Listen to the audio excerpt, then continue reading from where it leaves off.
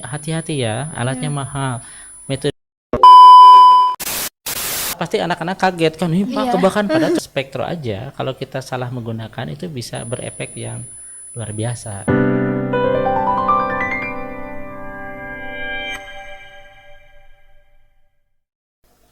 Halo Sobat Kimia, selamat datang di Camp Talks. Satu ikatan, sejuta cerita.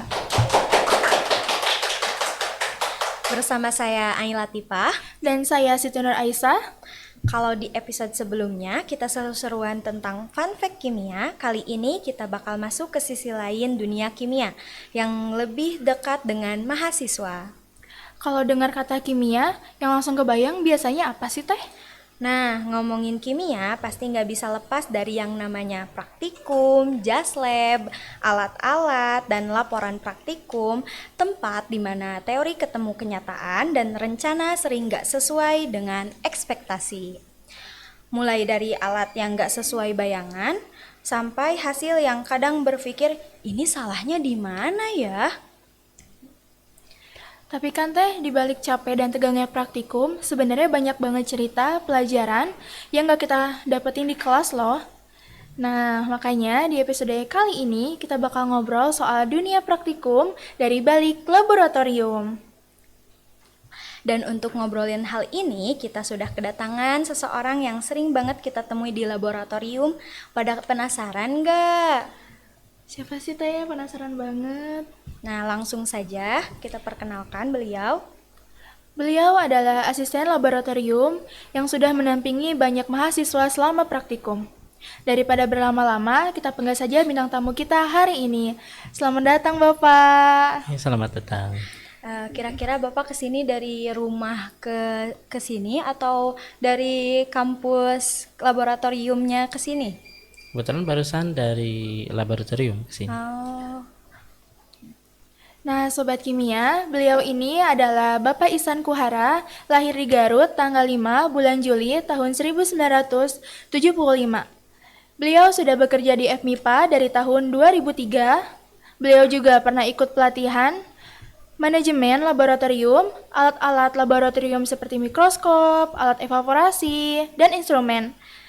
Nah, beliau juga pernah ikut pelatihan K3 di laboratorium di Universitas Pajajaran. Nah, Bapak, sebelum kita lanjutkan acaranya, minum dulu Bapak, kan Oh, udah boleh, capek-capek ya datang ke sini. Ini, oke.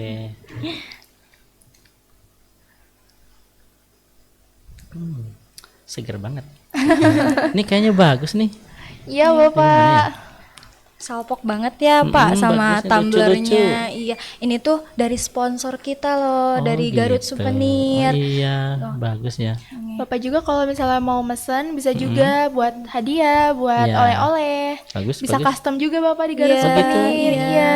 Terus nggak cuma tumbler aja, Mm-mm. banyak variasi lain. Misal seperti kita nih, ini dari ID Garut card, Souvenir gitu, dan iya. sebagainya. Banyak sekali variannya.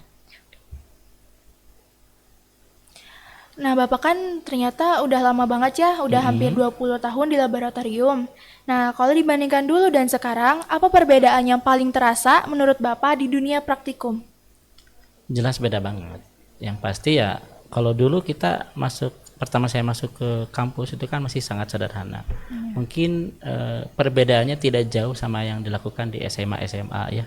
Iya. Nah, kesini berkembangnya zaman juga, berkembangnya kampus juga, kita nambah beberapa peralatan-peralatan yang lebih canggih, yang lebih baru, yang lebih update lah. Alhamdulillah sekarang sudah bagus itu ya, katakan seperti itu.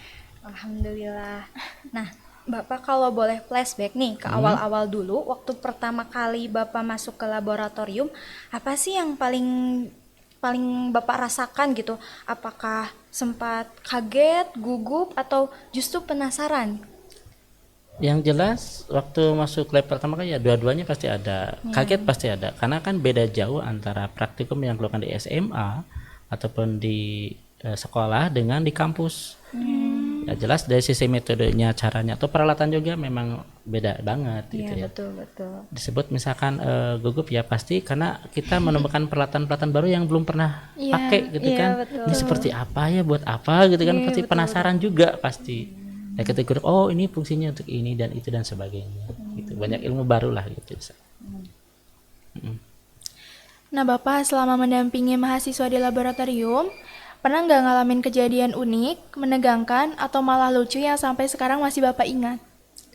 Kejadian unik pernah. Contohnya ketika awal saya masuk ke kampus, misalnya ketika saya di laboratorium farmasi, misalkan tentang pelihara tikus kan, atau mencit kan tuh hewan yang kayak tikus putih itu kan. Iya. Kan kita belum tahu cara penanganan seperti apa. Kita beli dari Bandung, pas di mobil diwadahin pakai wadah plastik, ternyata wadahnya bocor. Akhirnya tikusnya lari-lari di mobil itu kan, bingung sendiri ini gimana nih. Nah kesini baru tahu cara, oh harusnya pakai ini, pakai kawat dan sebagainya. Itu kan berjalan waktu dan belajar sambil inilah gitu, learning by doing. Ya.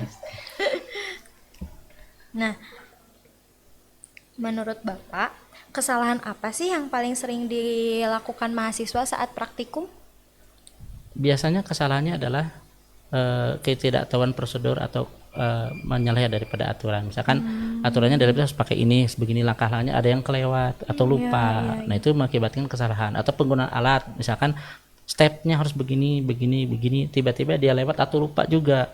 Akhirnya misalkan pernah open misalkan kebakar gara-gara dia tidak stepnya, harusnya alarm itu dimatikan. Ini enggak dibiarin, ini Pak bunyi apa? Udah tahu alarm misalkan gitu. Itu kesalahan-kesalahan yang sekiranya mungkin bisa dianggap sepele tapi bisa jadi berbahaya. Tapi yang selama ini ya, alhamdulillah ya, kan kita juga di lab juga mendampingi mahasiswa, alhamdulillah aman itu ya. Kalau semisal nih Bapak gara-gara keteledoran mahasiswa mungkin dulunya sebelumnya Iya. kurang memahami prosedur nih, tiba-tiba mahasiswa itu keteledorannya tuh mecahin alat gitu Pak, itu kira-kira tanggung jawab siapa ya Pak? Ya sebenarnya kan kalau masihin alat itu sebenarnya kembali kepada dia sendiri kan, sebenarnya rasa tanggung jawab dia. Dan untuk kedepannya sebagai pelatihan untuk lebih hati-hati dalam menggunakan alat sesuai dengan prosedur, sesuai dengan metode yang diarahkan dari dosen dan laboran. Kalau dia menaati aturan tersebut atau langkah step by step tersebut, insya Allah aman selama di lab itu. Iya seperti itu. Nah, Bapak ngomongin soal kebakaran. Kan tadi kata Bapak pernah terjadi kebakaran oven. Nah, itu cara penanganannya. Ada nggak cara penanganannya yang udah ditetapkan di laboratorium? Sebenarnya kalau dari aturan umum ya, sebenarnya ada sih aturannya. Misalkan terjadi percikan bagaimana, itu kan ada yang sifatnya sederhana, ada yang sifatnya mungkin luar biasa atau berbahaya. Kebetulan selama ini ya kayak barusan misalkan open masih kategori sederhana, kan masih keluar asap kayak begitu kan, bukan api yang gimana gitu kan. Jadi cuma dicabut aja, dimatikan, beres. Cuma memang alatnya ada bagian yang rusak, itu aja. Kalau misalkan yang kebakaran sifatnya yang pernah kejadian juga paling spiritus yang tumpah gitu kan. Ya kalau pasti anak-anak kaget kan, nih Pak kebakaran, padahal cuma spiritus. Kan kayak panik.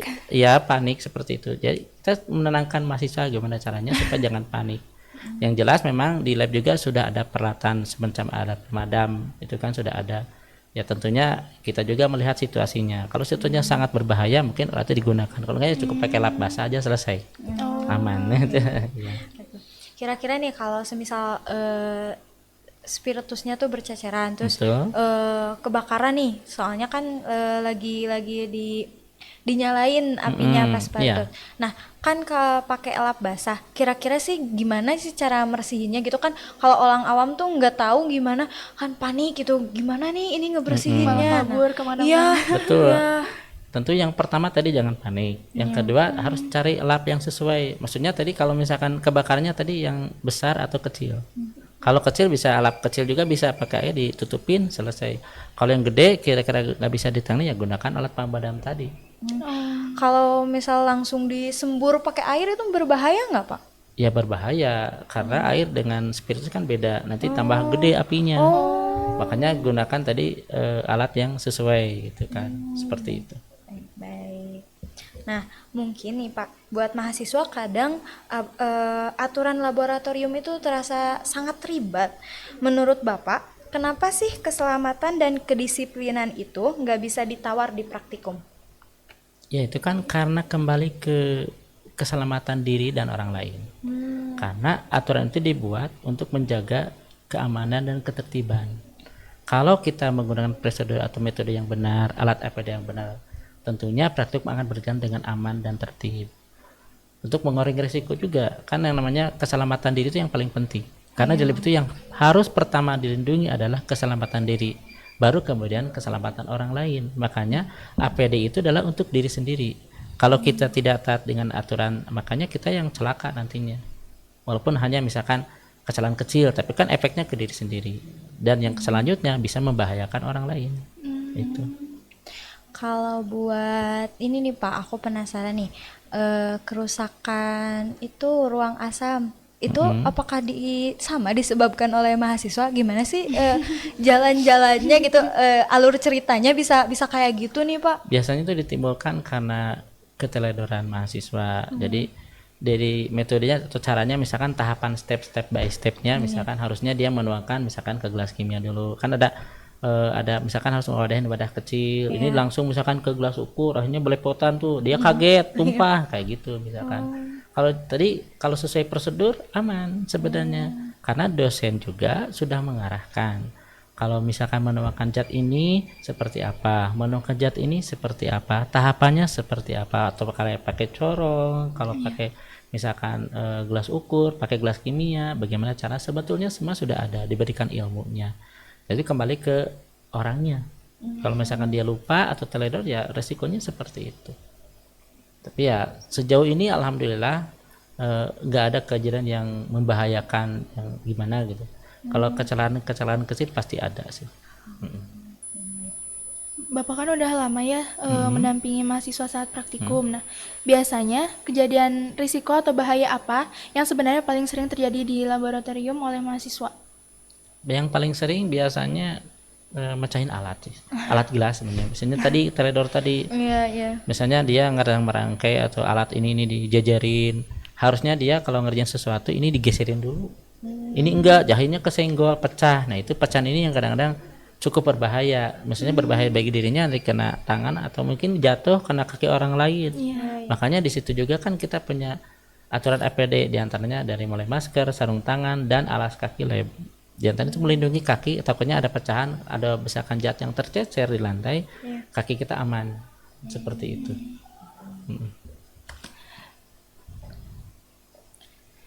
Nah, Bapak kan apa namanya ya?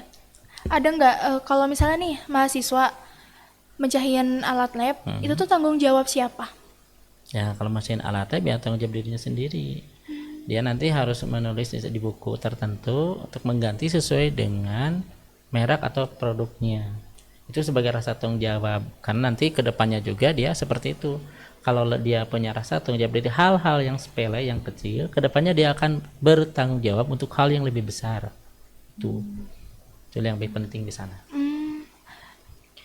Ini kan Bapak kimia tuh baru dari 2017.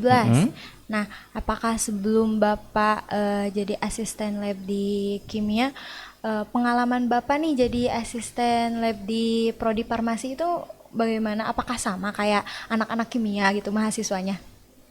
Kalau menurut saya pribadi sih sebenarnya sama aja namanya anak itu ya. Mau di farmasi yang mau di kimia mirip-mirip aja, nggak jauh beda lah. Cuma mungkin ada sedikit perbedaan dari sisi mungkin dari keilmuannya aja. Dari sisi orangnya personalnya ada yang baik, ada yang begini begitu ya sama aja sih. Setiap orang juga, setiap fakultas juga pasti sama seperti itu.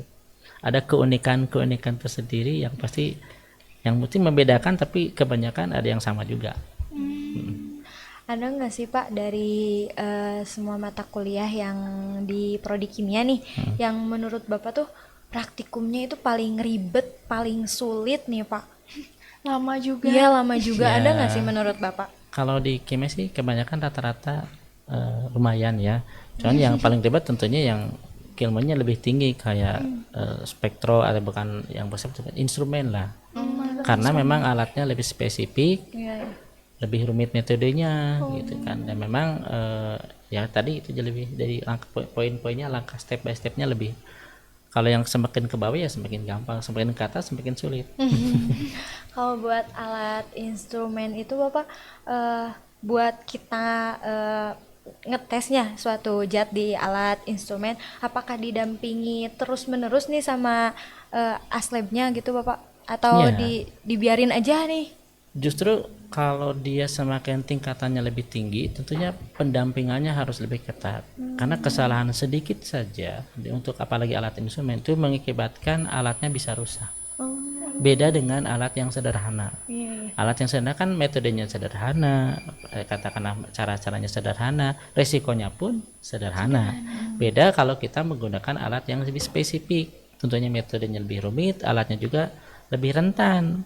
Jangankan instrumen spektro aja, kalau kita salah menggunakan itu bisa berefek yang luar biasa, terutama ke alatnya ataupun nanti dari hasilnya. Karena yang namanya praktik itu dibutuhkan ketelitian, kesabaran gitu kan, seperti itu. Nggak bisa sembarangan.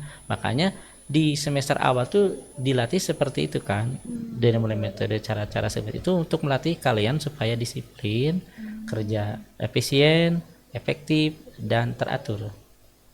Nah, kalau masalah kedisiplinan nih Bapak, apakah misal nih ada anak yang teredor, misal memecahkan alat, kan pasti tanggung jawab dia ini buat beli alatnya, buat mengganti alatnya sesuai apa yang dia pecahkan.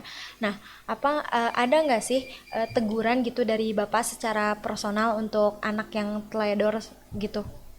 Ya tentunya pasti ada. Dosen dan staf itu wajib mengingatkan, tapi bukan untuk tujuan memarahi ya, mengingatkan bahwa hal ini tidak boleh dilakukan kemudian hari. Itu sebagai tadi pembelajaran bagi dia bahwa di lab itu nggak bisa main-main kayak di taman bermain gitu kan, harus ada istilahnya kedisiplinan tadi, keteraturan itu kan, karena itu efeknya berbahaya bagi dirinya sendiri dan orang lain. Karena namanya zat kimia itu bukan mainan ya kan, bisa jadi berefek berbahaya juga, makanya perlunya tadi ketelitian. Makanya harus diingatkan, ditegur dan sebagainya. Nih Pak, ngomongin tentang alat, ada nggak anak-anak mahasiswa yang selama Bapak mendampingi mecahin alat yang paling mahal di laboratorium? Ada. Salah satu contohnya adalah kuvet. Kuvet. Yang di salah satunya cabai rawit? ya, yang itu kuvet itu kan ada yang kuvet kuarsa itu memang harganya mahal. Kisaran berapa tuh Bapak? Itu bisa sekisaran 1 jutaan satu. Kalau satu set bisa 2 juta. Itu kalau sekarang ya, kalau dulu mungkin ya hampir sama saja. Itu mahal karena bahan pembuatannya yang memang mahal juga. Dan itu pecah biasanya kejadian karena tadi keteledoran. Jadi mungkin adanya kurang pengawasan, atau mungkin ada lepas dari pengawasan dosen ataupun asisten, anaknya mungkin ada yang sedikit bermain di lab, kesenggol, jatuh, pecah. Nah, itu masalahnya di situ.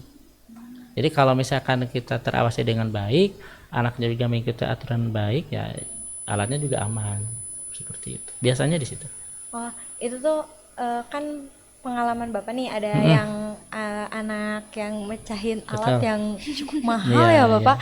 Nah, apa sih yang Bapak lihat reaksi anak itu udah mecahin alat yang ya pasti yang pertama pasti kaget kan, dia udah dikasih satu di awal tuh, itu alat ini hati-hati ya, alatnya mahal, metodenya harus begini hati-hati, udah dikasih tahu. Ya ketika dia kejadiannya pasti kaget pastinya awalnya.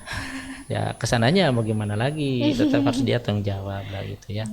Tentunya tadi yang paling penting di sini bukan masalah menggantinya, harus digarisbawahi itu bukan masalah menggantinya, tapi rasa tanggung jawabnya. Karena tadi saya bilang kesalahan waktu awal itu bisa berefek ke depan kalau tidak dibiasakan menjadi baik. Karena kebiasaan jelek itu bisa berkembang terus. Kalau kebiasaan baik kita cegah dari sekarang untuk menjadi baik, mudah-mudahan kedepannya jadi lebih baik. Itu. Bapak, alat-alat di laboratorium yang paling mahal itu apa Pak? Ya itu yang tingkatan lebih tinggi tadi saya bilang. Kalau praktikum awal tuh alatnya lebih sederhana, harganya lebih murah, kayak gelas kimia itu kan tabung kan murah-murah lah ya. Zatnya juga lebih sederhana, lebih simpel kan. Semakin ke atas praktikumnya semakin mahal. Dari mulai zatnya pasti lebih mahal. Reaksi-reaksi ya gitu-gitu kan. Kemudian alat juga lebih spesifik juga. Kayak misalkan mikroskop kan, kalau yang awal tuh mikroskop biasa. Kalau yang kesana kan sudah kayak kamera. Betul. Atau mungkin yang tapi kayak di penelitian lain kalau di BRIN itu kan mikroskop elektron misalkan lebih mahal lagi. Atau misalkan tadi dari mulai percobaan biasa yang asam basa, kemudian naik selanjutnya misalkan menggunakan spektro kan lebih mahal. Naik lagi instrumen lebih mahal lagi kan seperti itu. Nih, dari tadi kita tuh ngebahasnya tuh alat-alat mulu nih. Betul. Gimana kalau buat zatnya nih Bapak? Apakah ada sih menurut Bapak yang kalau zatnya itu mahal banget? Ada. Di antaranya tadi kayak reaksi atau apa, itu ada beberapa yang di praktikum tertentu memang zatnya per gramnya itu mahal. Bahkan ada istilahnya inden atau diimpor dari luar negeri. Tapi biasanya kebanyakan itu digunakan untuk di semester akhir atau di tugas akhir. Kalau di praktikum dasar itu diupayakan zat-zat yang sifatnya lebih sederhana, simple. Yang penting kan kita tahu prinsipnya. Kalau tugas akhir memang dibutuhkan hasil yang lebih maksimal. Makanya metodenya juga lebih teliti, zatnya juga harus lebih bagus dan lebih terjamin. Makanya terkadang di beberapa judul atau metode itu biasanya zatnya memang butuh menggunakan biaya yang mahal. Iya. Karena tadi harus inden. Kalau buat belanja zat-zat gitu, itu belanjanya sama Bapak atau sama pihak kampus? Ya jelas dari pihak kita, dari tiap lab itu mengajukan ya, dari misalkan kebutuhannya A, B, C dan seterusnya, nanti dikumpulkan atau di ini sama koordinator lab. Ada koordinator lab itu yang nanti yang membelanjakan kebutuhan semua lab yang ada di kampus. Dari semua cerita dan pengalaman yang sudah Bapak bagikan hari ini, rasanya banyak hal yang dapat kita pelajari. Nih Pak, ada satu pertanyaan lagi sebelum kita tutup. Nah, dari pengalaman Bapak selama ini, apa tips sederhana supaya praktikum bisa berjalan aman, nyaman, tetapi tetap menyenangkan bagi mahasiswa? Yang pertama tentunya kalau mahasiswa mau praktikum harus siap. Ya, siap di sini berarti harus baca sebelumnya, belajar sebelumnya.